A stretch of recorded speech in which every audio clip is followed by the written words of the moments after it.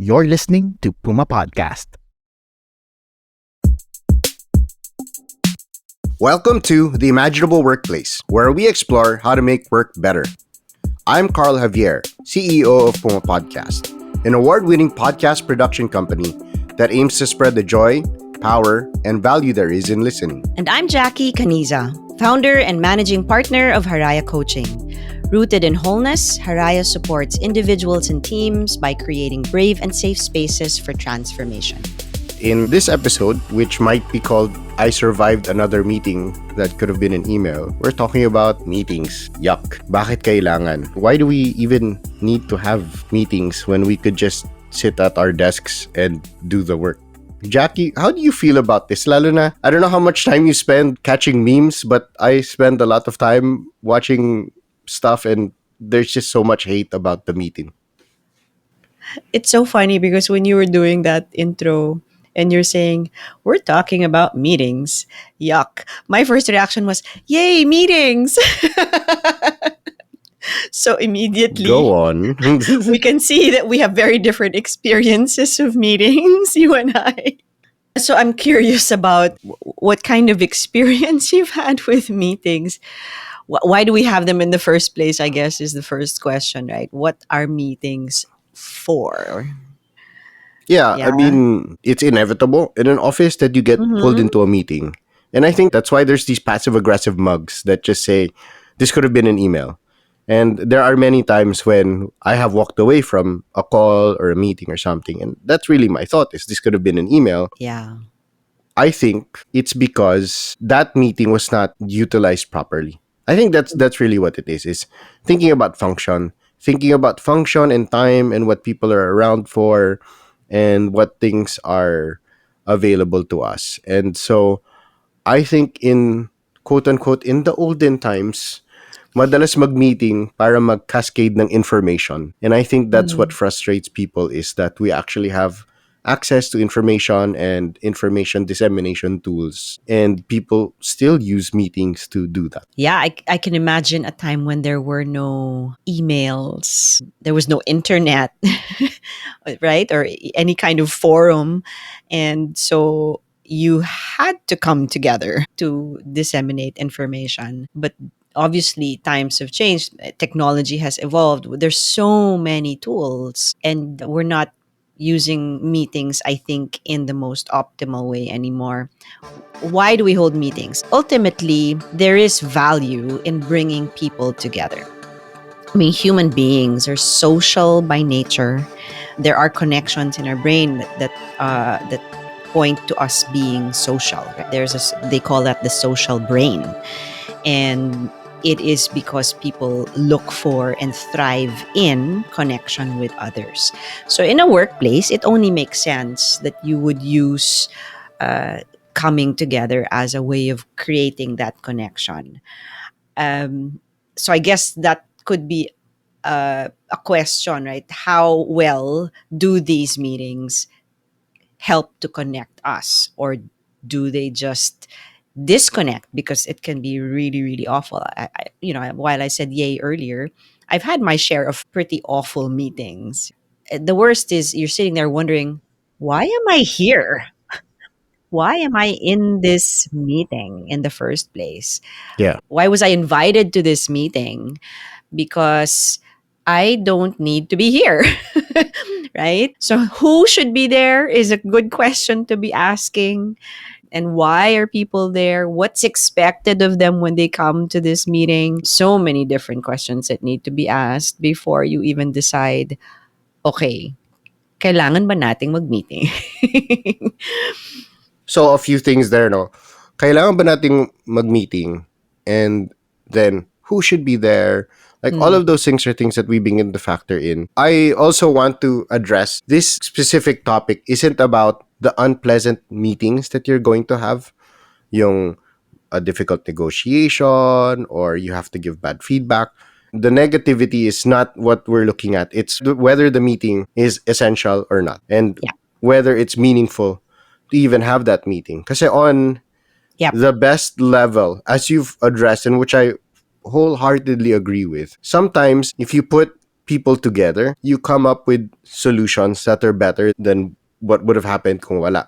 We've watched enough movies to see people doing the let's work the problem o ganyan, and then it's people coming together and then they throw ideas on a board, and it actually really works, right? And so the Yeah. ideal version is people put their heads together and they come up with a solution that is great.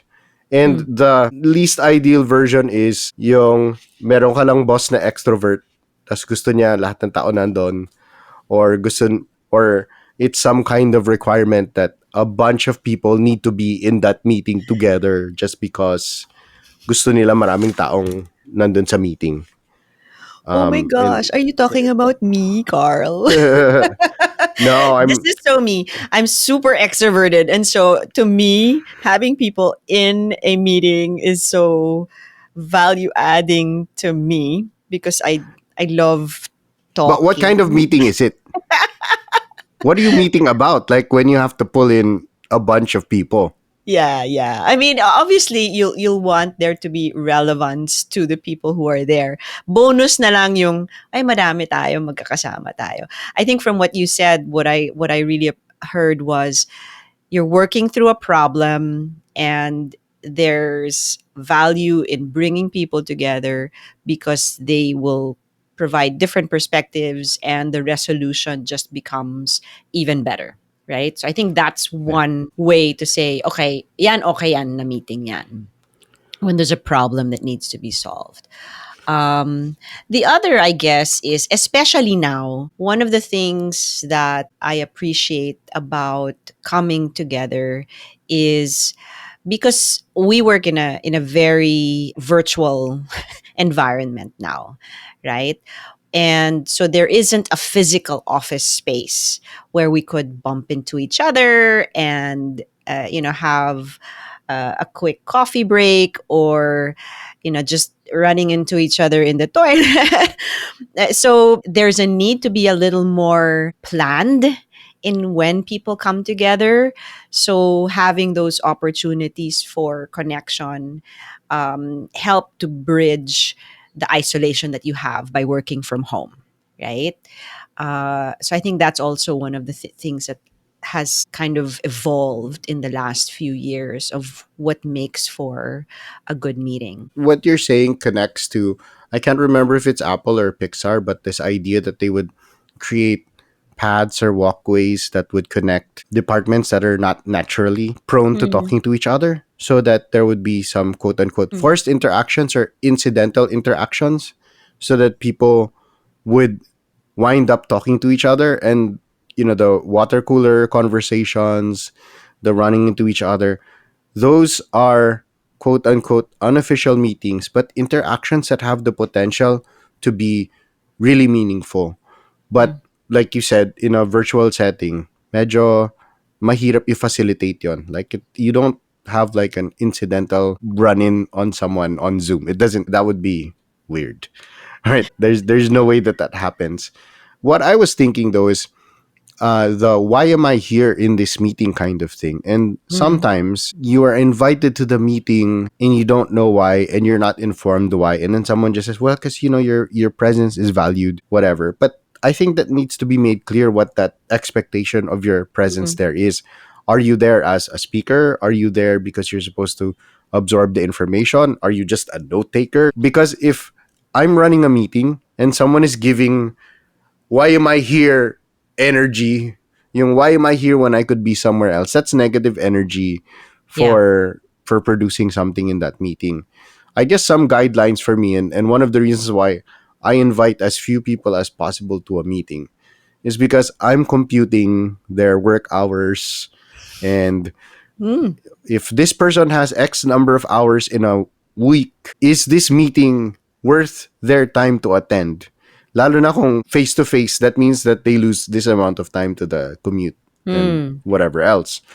And then one of the things that I used to compute for, especially when I would be pulled into these gigantic meetings. I have been a member of a faculty of a number of schools. And so whenever I find myself in like a gigantic faculty meeting where, there's a good 100 or so of you, I just Mm. run the numbers of if I got everyone's salary here, blah, blah, blah. this meeting is worth like 1 million pesos. Yung ganon. Yung parang if I just got like 3 hours of time times, 200 people plus different salary ranks equals ganito. Are the outcomes of this meeting really worth 1 million pesos? So it's a really great way to quantify whether you should have a meeting or not, and who you should be pulling into the meeting is what rank is this person, what is their Mhm. value. Should I be I don't know if that's a little too capitalist about it, but that's the way that I think about kailangan ko ba magdagdag pa ng tao? Kasi may mga ibang tao na, oh yeah, that person, maybe they have some ideas. Let's bring that person in. I'm like, oh, how much would it cost for us to add another person? How much is this meeting going to cost? I don't know. How does that sound to you? It makes a lot of sense to me. I think, and this is a really good example of, if you think like an owner of a company, what kind of decision will you be making? Right? So in that example, right? You're thinking, if I had to pay for every person's time to be here, will I still have this meeting in the first place? Will I have all of these people in here, or am I going to be much more selective? Right? I think that's a really good perspective to take. The other challenge, I think, in that is, there's also this feeling of fear when I'm invited to a meeting. Do I ask the question, should I be here? Or what do you want me to contribute by being in this meeting? Right? If it's not clear to me, I don't know the agenda, I don't know why I'm there, I don't know what I'm expected to do or to contribute, then ask the question, right? Because a lot of people will accept the invite arbitrarily and say, okay, I was invited, so I'm going to go. And a whole 2 hours go by, and you're wondering, why? Why was I invited here? Right? So you need to speak up too. And obviously, there's a building up to that kind of culture where people feel like they can speak up and ask that question. That's a different episode, I think, altogether. But there has to be also a discernment on the meeting attendees. I find, aside from there being a responsibility on the meeting owner and facilitator, everybody else has to be asking that question, I think. On the other end of that, kung may libreng pakain yung meeting, attend Yon. ako kahit hindi ako Yon. relevant. Oh my goodness. Yeah. I have a side story about Tapos that. magpe-pretend na lang ako na may... Tapos I'll try to like say something smart para lang ma-earn ko yung sandwich o yung donut. Oh my goodness. Yes. Meals and meetings. We could I think talk about that for another hour. Seriously. Seriously.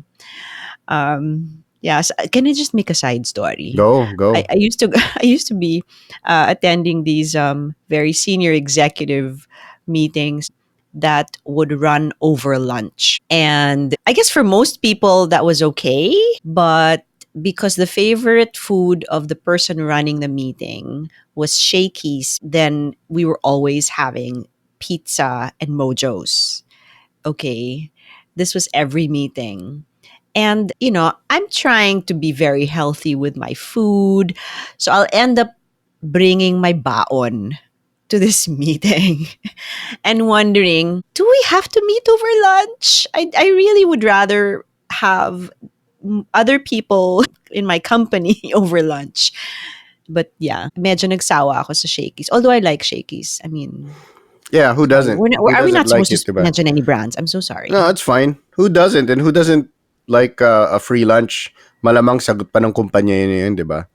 That's probably why. Kumpanya plus Yeah, plus Shakey's card. right? But Yeah. what that Anyways, gets me thinking about is one, what needs to be a meeting, and what are the different forms that a meeting could take? Because I think we've been conditioned to approach it as, all right, we need like a table, we need a conference room, and then we're gonna have this, we're gonna sit across each other, and then we're gonna make plans, and then there's like food in the middle, whatever. Like, which is a totally valid form of the meeting. But I also encourage people on my team. I don't know how many of them follow, but I've encouraged a lot of the managers to do stand ups, which is literally you're all standing up and then you report for the day what the deliverables were and how far along you got and what everybody else needs to know, and then you move on. And it's really hard when you're used to those sit down meetings because it changes, and then no one wants to be standing for so long, which is great. So those meetings should only last about 5 to 10 minutes because it's only an updating. So it's that. It's like, should we be having a meeting? Yeah, kasi we should all update each other. Oo, pwede naman sa Trello, pero kung gusto nyo talaga mag-usap kayo kasi you wanna facilitate team time together, ganon, which is nice, right? It's a touch point where you all connect either in the morning or in the afternoon, and you say, this is what we're going through today. Great, right? It's a challenge because right now, again, it could be a message in whatever internal messaging system you use. Mm. It doesn't have to be a meeting, but maybe there's value in that because there could be some interaction. What do we want to facilitate? How can we use this 5 to 10 minutes meaningfully to interact with each other? And I think that's maybe the thing to hold on to is if you're doing something that's one-way communication, it doesn't need to be a meeting. It can be a memo, it could be an email, it Mm. could be a post on your messaging apps, etc., etc. Mm. But if I'm bringing people together so that they can feed off of each other's ideas, then maybe it makes sense. But again, in what form? And this is where I'll introduce one framework that I actually really like. Mm. So I'm a fan of Ray Dalio. He can be boring. I feel like some people may not like that statement, but I really, really like his book. Like I've read his book maybe 2, 3 times. There's What's so the book? much to learn. Again, it's a boring title. It's called Principles. But Ray Dalio, he has a very interesting life, very interesting experience, and he thinks very, very differently. As a bonus for our listeners, if you listen to Adam Grant's podcast, Work Life, one of the first episodes was about Ray Dalio's company, Bridgewater, and their like Mm. process of brutal feedback, how they embrace pain, that whole kind of thing. But Dalio's approach to meetings was to be able to separate a decision meeting from a debate meeting. And that's the thing is Mm. people try and pack in all at once. Like, okay, we're gonna go into this room. And that's why those meetings never end. But that's why a meeting where a decision needs to be made sometimes goes on for 3, 4 hours because everyone presents their side, everyone's arguing. It's hard to settle because you're all in debate mode. You're all trying to convince each other, and that's actually not what's going to happen. Mm. And so Dalio's approach is to bifurcate the two. If there's a big thing that your company needs to be thinking about, have two different meetings. One where you offer the debates and everyone is open to hearing all sides of the issue. And in fact, mag-assign kayo ng mga tao. Yun naman, di ba? Hot tip for everybody who's ever tried to run a meeting tas nagtanong kayo during the meeting and walang sumagot. You need to plant people answers during the meeting so that other people are encouraged to talk. But you identify what are the debate points here. And then you present those debate points in the meeting and you talk them out. And you talk them out not like you're trying to win, but as if you're exploring all of the angles of it. Then you step away, you all process, and then the emotions of the debate are gone. Hmm. Diba? I like that. And then at a later point, not too far because you need to make a decision, but then you have a meeting where the decision gets made. And it can just be a vote.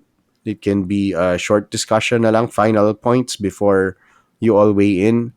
What Ray Dalio's company has that most of us don't have is basically they turn all of their employees into baseball cards. Meron silang kanya-kanyang ranking, specialization, ganun-ganon. And then each person has a weighted value of their vote depending on geography, topic, etc., etc. And then when they make the decision, they all give the final, and then they put up a vote. And then wherever the vote Okay. goes, as a company, you go and you follow, right? But then you're able to bifurcate and you're able to break down the function of the meeting so that it's more meaningful. Yeah, I appreciate that approach. I think what I gathered from that is that you need to be clear on why you're having this meeting. Purpose is very important. If you have a clear purpose for the meeting, then you'll be able to match the approach, the length of time, how many meetings you need accordingly, right? Who needs to be there, format, etc. That's also one of the things that Priya Parker will espouse, no, in her book, The Art of the Gathering, that the purpose of the meeting needs to be clear. And that determines everything else that follows. What I'm also wondering about, as you were sharing that, Carl, is how much culture also might be playing a part. So, in perhaps what I imagine would be more Western practices, there's a very clear way of people contributing by speaking up, right? But here, it's very common that you come across a meeting and nobody's speaking up except for the leader or the one who's called for the meeting. And maybe that person is talking to one person at a time, getting updates, getting, their inputs, and they are speaking when spoken to. So, sort of, right?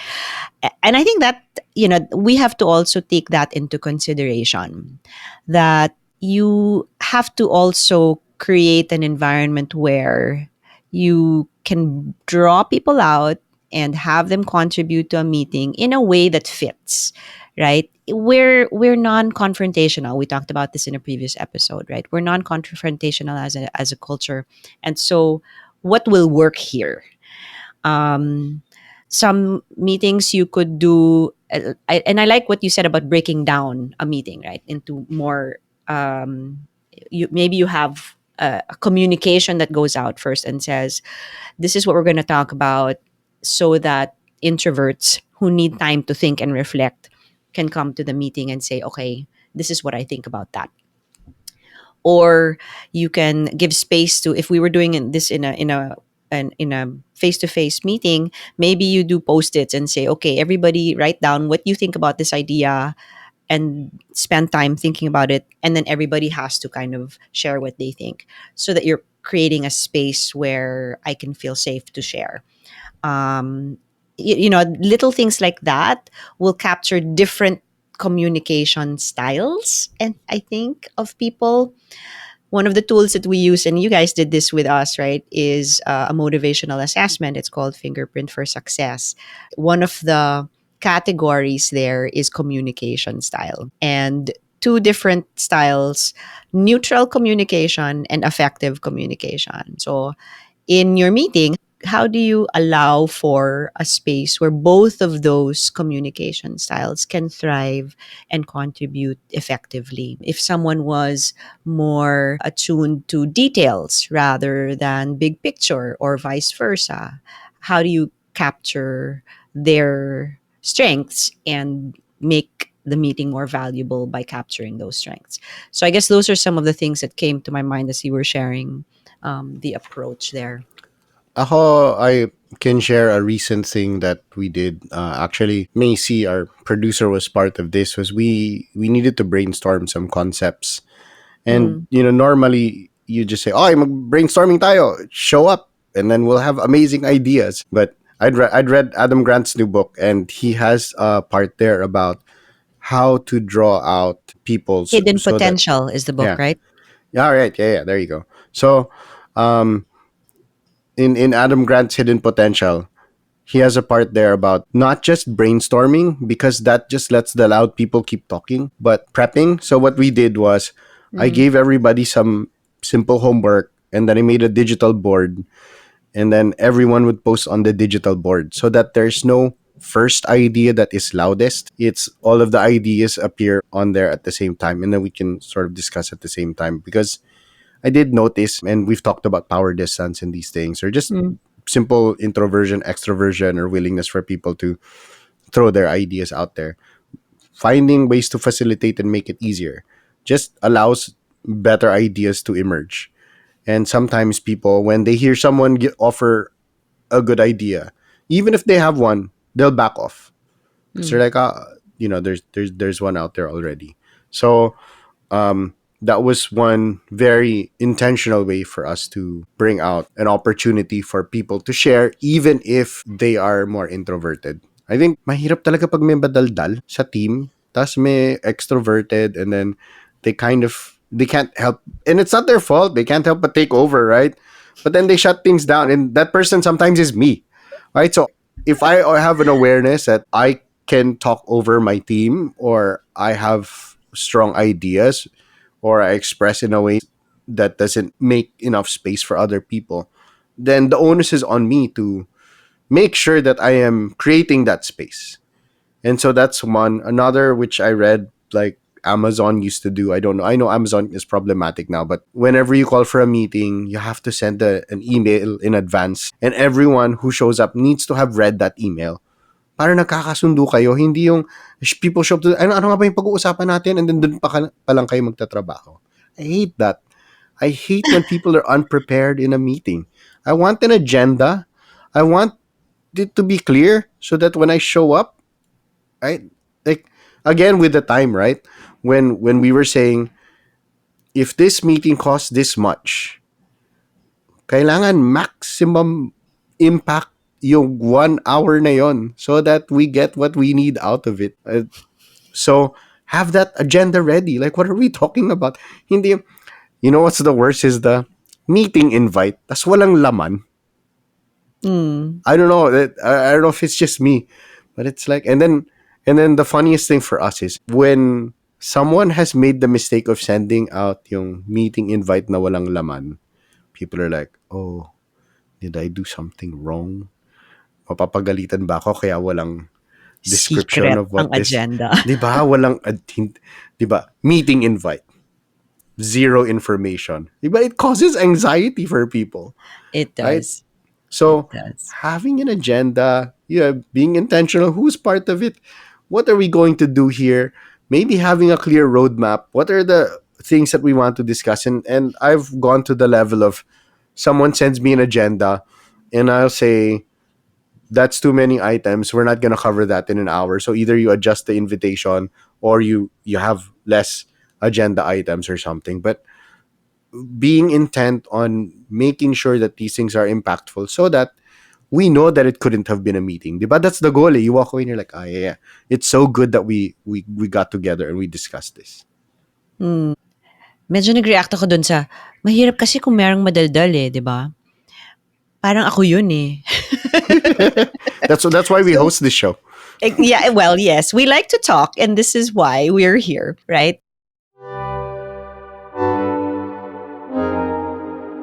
But I do appreciate the recognition of that, right? The awareness of I know I'm going to very quickly take over this meeting if I'm not careful.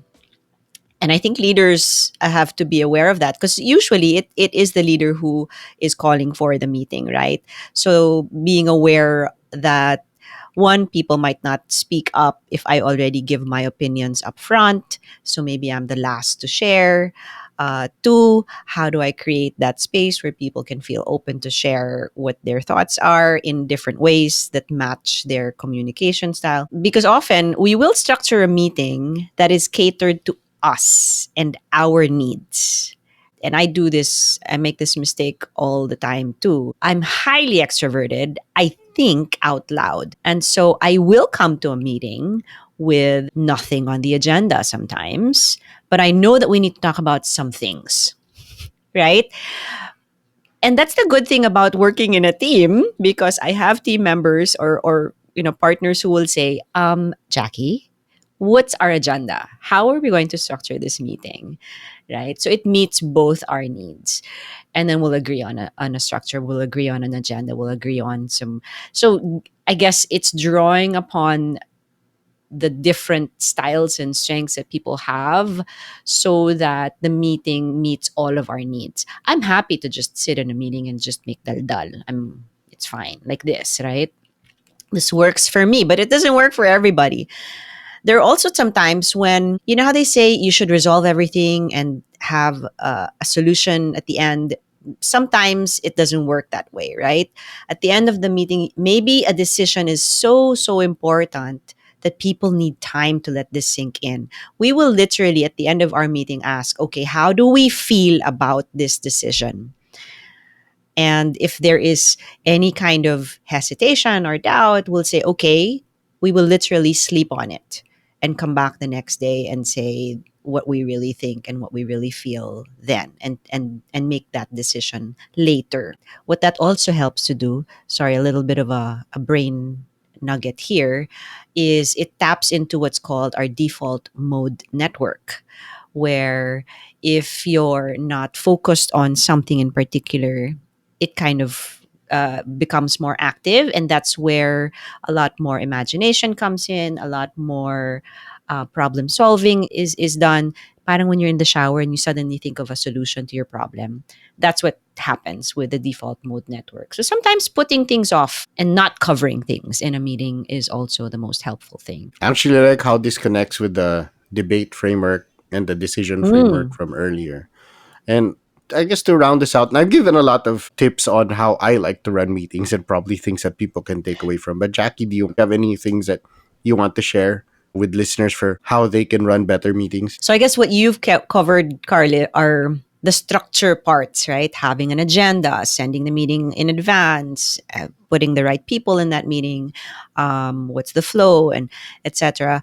Maybe for me, some of the things that we practice as a team and that we also help our clients practice is how do we create a safe and brave space so that people can contribute effectively. We've shared this in previous episodes before, doing a very simple checking in at the beginning of the meeting and also a checking out. How are you feeling at the end and what can we do differently? I mentioned the post-it reflections earlier. Or if we're in a Zoom call, sometimes we'll do breakouts and have smaller conversations about things that gives people more space and time to contribute, and then we'll summarize everything coming back to a plenary, especially if it's a bigger group. So those are some things I think that can be useful. Hopefully, after this episode, people can have better meetings, but also turn some things into emails. Yes. Or maybe even a message. That should work too. I'm Carl Javier. And I'm Jackie Cañiza. Thank you for listening to The Imaginable Workplace. This podcast is brought to you by Haraya Coaching, a company rooted in wholeness that supports individuals and teams by creating brave and safe spaces for transformation. In partnership with Puma Podcast, an award-winning podcast production company that aims to spread the joy, power, and value there is in listening. This episode was produced and written by Macy Hoven and Jen Horn, and edited by Joe Salcedo. If you appreciated this podcast, then we're sure you know someone else who'd also want to improve their workplace. So please share this with a colleague or friend, and follow the show on your podcast app for more stories, data, and insights on creating your imaginable workplace. Would you like us to show up at your workplace? We want to hang out with our listeners and have these conversations with you in person. Just drop us a note at Haraya Coaching on Instagram, LinkedIn, or Facebook to see us soon.